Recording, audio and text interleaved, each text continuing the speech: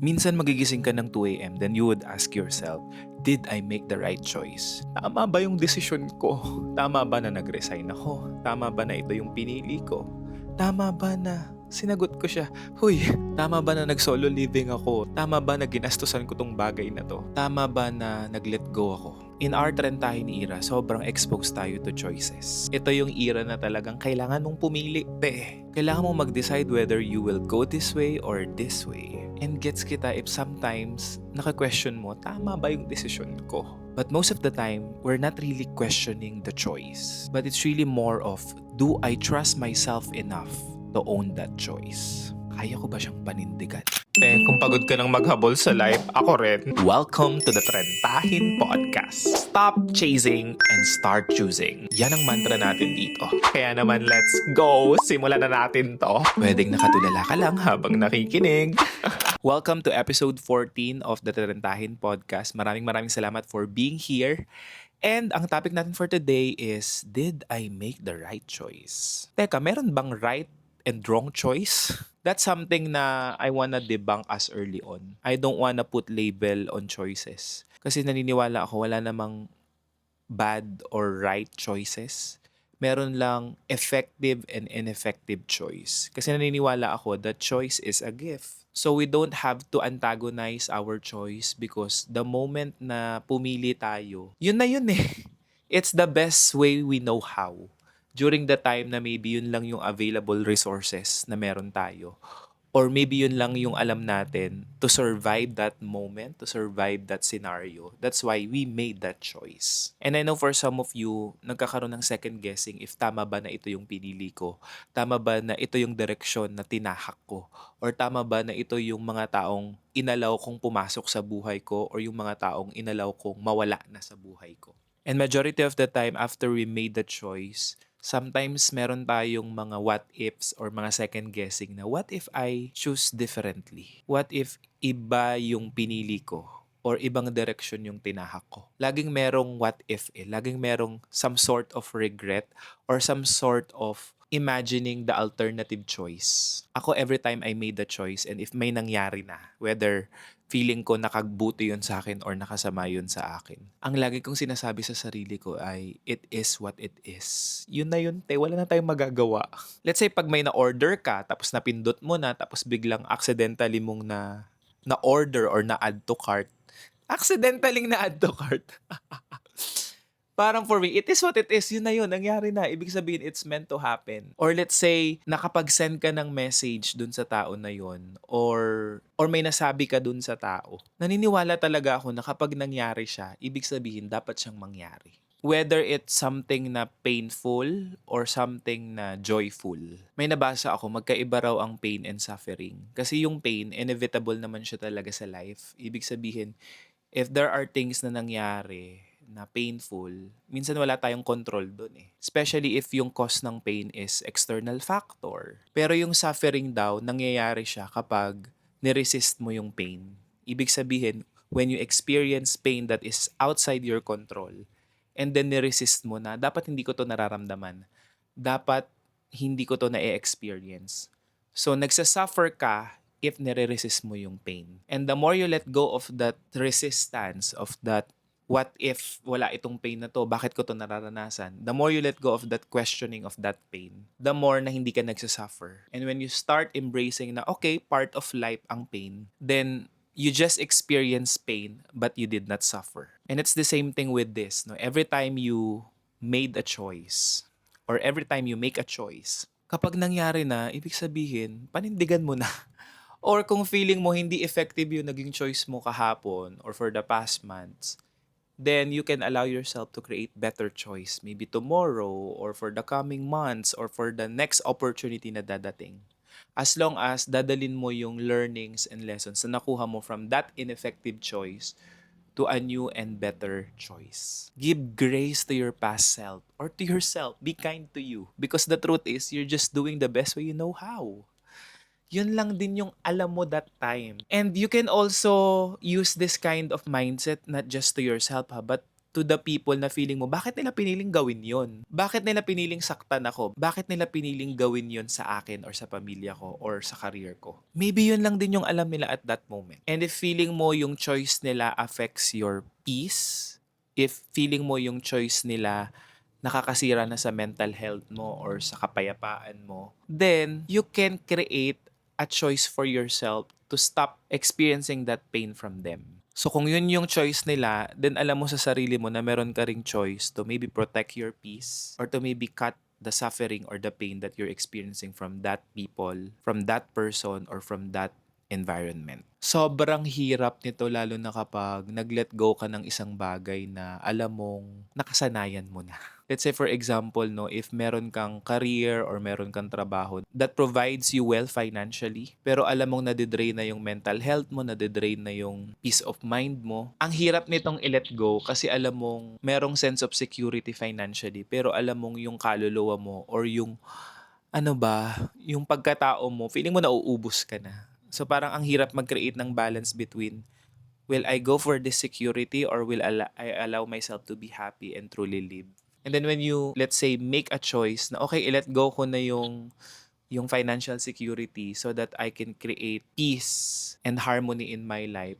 Minsan ika-question mo, bakit ko nilet go yung salary na yon? Bakit ko nilet go yung trabaho na yon? Stable naman ako doon. In fact, maraming ang mga tao na aspire to be in that job or position. Bakit ko siya ginawa? Sometimes, when we make a choice, example, if we let go of a job or a career, ang focus ng brain natin is to the amount of what we will lose. Very concrete kasi yun eh. Let's say for example, if you're earning 100K a month for that job, when you make a choice na ile-let go mo na yung trabaho na yun, sobrang concrete and clear na ang amount na malulose mo because of that choice is 100K. Ibig sabihin, if you resign, okay, automatic, wala ka ng 100K a month. And yung brain natin is wired to focus on that. Mawawalan ka ng 100K. Sure ka ba? Not knowing na when you also make a choice, yes, merong amount na malulose mo along the way, but there's also an infinite amount of gain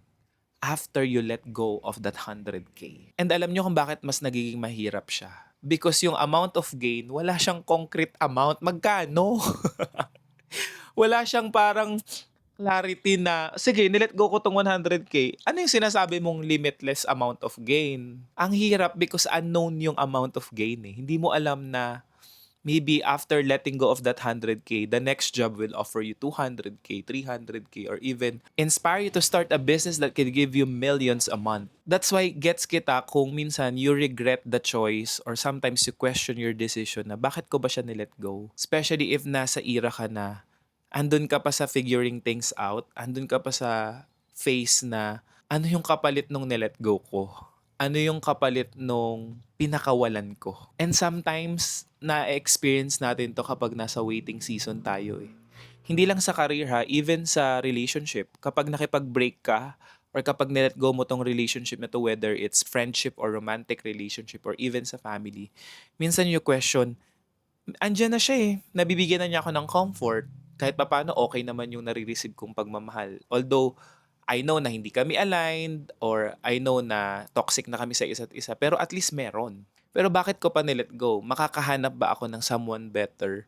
Makakahanap ba ako ng new set of friends? Or meron ba akong pamilya na pwede kong lapitan if I let go of this relationship? And dahil nga unknown pa yon, hindi mo pa alam kung meron or hindi pa dumadating yung tao na yun because you're still in the waiting season or nasa healing phase ka pa rin.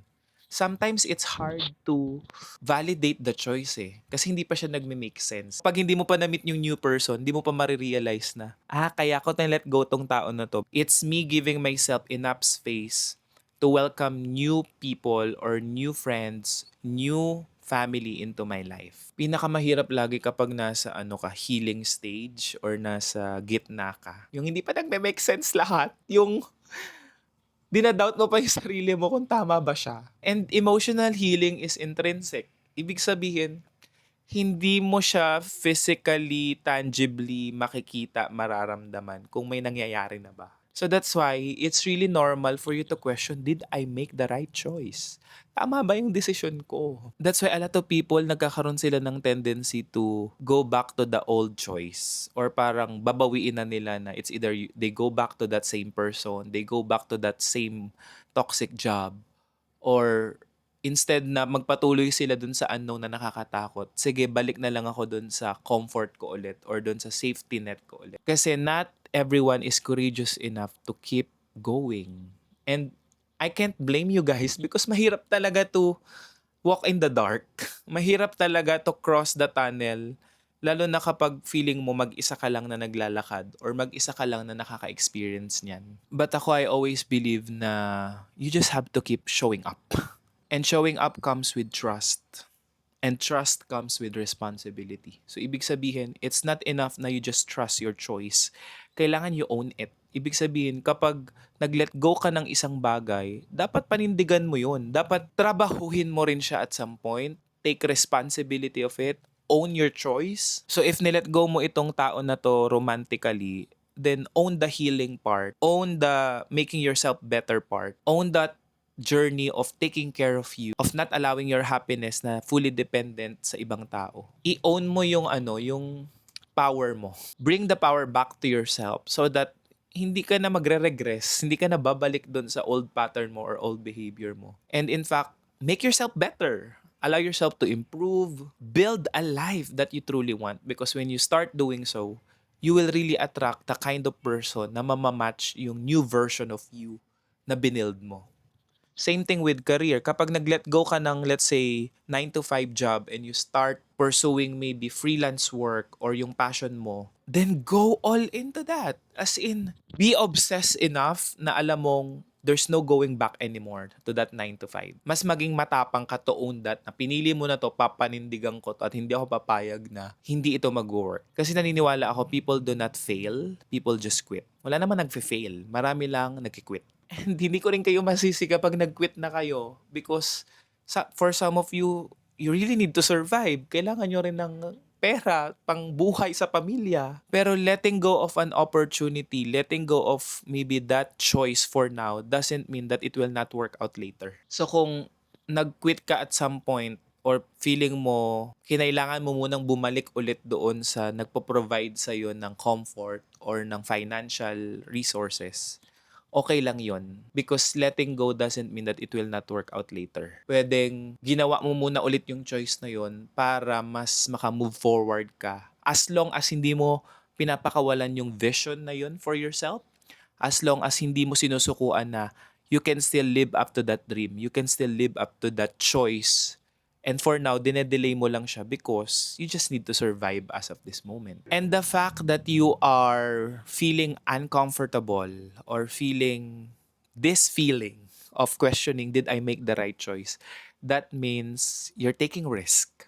Ibig sabihin yung choice mo is not a safe choice. And that is something good. That is something na worth taking the risk. Leaving, letting go, starting over, choosing yourself, itong desisyon na to ay hindi madali. It's very painful because growth requires loss. Maybe try to take a look at ano yung mga hard decision mo before na ginawa mo kahit nahihirapan ka, but it allowed you to be better. It made your life better. The right decision often hurts because it helps you grow. It helps you attract the right set of people. Binibreak through mo yung isang bagay through that choice. Kaya siya mahirap, kaya siya painful. Kasi meron kang binibreak through, meron kang binubutas na wall, meron kang kailangang pagtagumpayan at daanan. At hindi mo yun mapagdadaanan at mapagtatagumpayan if hindi mo ginawa yung hard choice na yan. And always remember this, one decision doesn't define your entire life. A bad choice doesn't mean a bad life. You can pivot. You can always redirect. You can always create a new choice. And that's the greatest gift. You can always choose again. You have the gift of choice every single day when you open your eyes. You know that you can make a lot of better choice today. And I always tell this to myself, maybe you are just one decision away from living an entirely different life. So wag kang matakot decide, huwag kang matakot pumili. Because every time you make a choice, for me, that's a vote to the kind of life that you want for yourself. Every time you make a choice, remind yourself that your choice always comes with courage. Mas maganda na yung you're questioning your choice rather than not making a choice at all and just playing it safe. Mas okay na yung may pinili ka tapos palpak yung pinili mo kaysa yung wala kang pinili at all at walang nangyari sa life and wala kang natutunan from not making a choice. So if andito ka sa point ng life mo right now na nasa analysis paralysis ka na ino-overthink mo na masyado yung choice na gagawin mo, then create a deadline for yourself. Make a choice. Make a choice and own it. And made up your mind. Nothing beats a made up mind. Panindigan mo na yung choice na yan. So think of something na medyo matagal mo nang dinedelay. Medyo indecisive ka about this choice. And maybe you listening to this podcast is a sign na make a choice today. Desisyonan mo na yan para nag-e-end na yung suffering mo or yung anxiety mo thinking about, what if I do this? Or what if hindi ko to gawin? Ano mangyayari? Magugulo lang yung life mo hanggat hindi mo binibigyan yung sarili mo ng time na pumili. Because taking action creates clarity. Kapag hindi ka pa nagtitake action of making a choice, medyo magulo siya talaga, confusing pa. Because lagi kang nag-iisip what will happen. Anong mga, I know, kailangan talagang pinag-iisipan yung mga choice. Pero kapag masyado na siyang matagal at talagang napaparalyze ka na, nasa stuck ka na, and ramdam mo to kapag feeling stuck ka na it's time to make a choice. And deal with the consequences because every choice comes with a price and benefit. Pag pinili mo to, lagi yung may benefit. Lagi yung ito yung makukuha mong benepisyo or makukuha mong magandang outcome out of that choice. Pero, pag pinili mo din yan, meron din yung price to pay, meron yung consequences. So maybe just to help you decide, as long as the benefit outweighs the price to pay, go for that. And as long as you feel like the amount of gain is higher than the amount of loss, go for it. Although walang concrete amount yung amount of gain, pero alam mo yan sa sarili mo. Alam mo yan, naniniwala ako na alam mo na that choice will give you more financial blessings or more opportunities. Tinetest ka lang ng universe na kailangan mong i-let go itong amount na ito. Kailangan mong i-let go itong maybe opportunity nito because that will give way to this better opportunity, better income. I know it's hard, but I trust na alam mo yan from within. Hindi mo kailangan ng perfect choice. Hindi mo kailangan na laging tama yung desisyon mo. But you have to always trust yourself that whatever choice you make, you will make it work. You have to fully trust yourself and God. You have to really own it.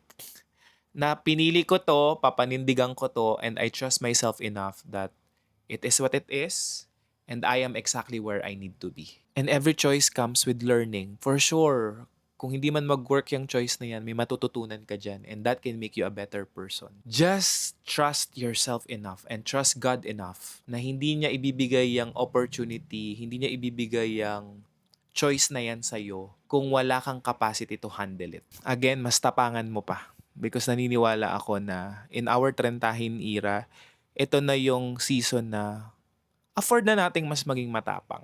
Afford na natin to make a choice for ourselves because for the past years of our life, it's either we create the choice out of pressure from our family, from our friends, or from the voices of the people around us. And hopefully when you start making a choice, nanggagaling na siya sa sarili mong boses, pipiliin mo to kasi alam mong ito yung gusto mo. Pipiliin mo to kasi alam mong ito yung matagal mo nang nine-neglect. And this time, papakinggan mo na yung sarili mo. And you will make this choice na alam mong magbibigay sa'yo ng happiness, ng fulfillment at kapayapaan sa buhay. Again, I always tell this, if you make this choice today, will your 80-year-old self be proud of you? And maybe I wanna end this episode with a question. What would happen if I trusted myself a little more? Thank you so much for listening to episode 14 of the Tarentahin Podcast. Maraming salamat for commenting, for tagging me sa IG stories, and for giving this podcast 5-star rating on Spotify. Thank you for subscribing to this YouTube channel. Maraming salamat for also sharing this to your friends or to the Tarentahins out there na kailangang makarinig nito at kailangan ng magdesisyon sa buhay. Maraming salamat. We are a growing community of Tarentahins and young adults who are navigating life, and I'm excited to meet you guys. And if ever makita nyo ako outside, please wag kayong mahiya to say hi or to just say hello. Hindi po ako nangangagat. maraming salamat. I hope this episode gives you that validation na life gets better. Life will get better. You just have to make a choice. So mainyo ang kagandahan, kayamanan at kapayapaan. Bye!